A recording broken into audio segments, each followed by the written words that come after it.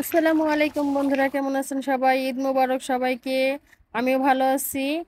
আর আজকে রান্না করে দেখাবো গরুর মাংস। কুরবানির মাংসটাই আমি রান্না করে দেখাচ্ছি। এখানে আমি 3 থেকে 3.5 কেজির মতো মাংস নিয়েছি। আর দিয়ে দিলাম হলো পেঁয়াজ কুচি, আদা রসুন বাটা এবং জিরা ধনিয়া বাটা। এগুলো বাটা মশলা দিয়ে রান্না করলে কিন্তু খেতে ভালোই লাগে। আর আমি দিয়ে দিচ্ছি হলুদের গুঁড়া, মরিচের গুঁড়া, পরিমাণ মতো ঝাল যে যেমন খাবেন সেরকম। আর পরিমাণ মতো দিয়ে দিলাম লবণ। এখানে দিয়ে দিব আমি গোটা এলাচ এবং দারচিনি। এবার আমি পরিমাণ মতো তেল দিয়ে দিচ্ছি, সয়াবিন তেল। পুরো মাংসটাকে আমি সুন্দর করে মেখে নিব হাতের সাহায্যে।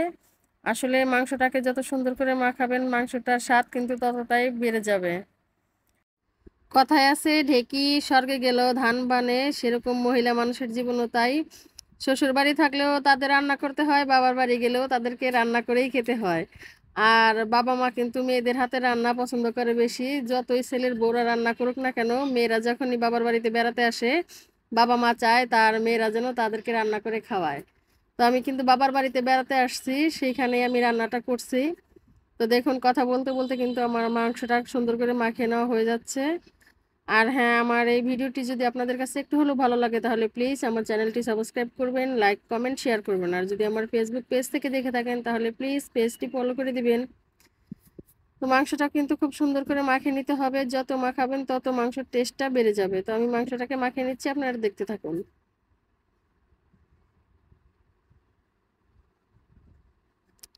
তো দেখুন, মাংসটা কিন্তু মাখিয়ে নেওয়া হয়ে গেছে। এবার আমি সুন্দরভাবে মাংসটাকে রেখে দিচ্ছি, তারপর আমি রান্না করে নিব। আপনারা চাইলে কিন্তু এটাকে আধা ঘন্টার মতো রেখে দিতে পারেন, আমি সাথে সাথে রান্না করে নিচ্ছি।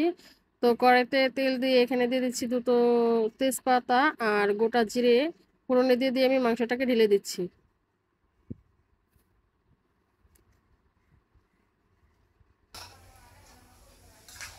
এবার আমি মাংসটাকে কষিয়ে নিব সুন্দরভাবে। আর চেষ্টা করবেন মাংসটা কষানোর সময় যেন পানি না দিতে হয়। মাংস থেকে যে পানিটা নাকি ছেড়ে দেয় সেই পানিটা দিয়ে মাংসটা কষিয়ে নেবেন, তাহলে কিন্তু মাংসের স্বাদটা একদম ঠিকঠাক থাকবে। তো আমি ঢেকে ঢেকে কষিয়ে নিচ্ছি। তো আমার মাংসটা কিন্তু অনেকটাই কষিয়ে নেওয়া হয়ে গেছে। এবার আমি এর মধ্যে দিয়ে দেবো আলু। বাচ্চারা খাবে সেই জন্য এখানে আলু দিতে হবে। আর বাচ্চারা কিন্তু আলুটা পছন্দ করে। তো আমি এখানে বেশি আলু দিব না, অল্প পরিমাণে আলু দিব।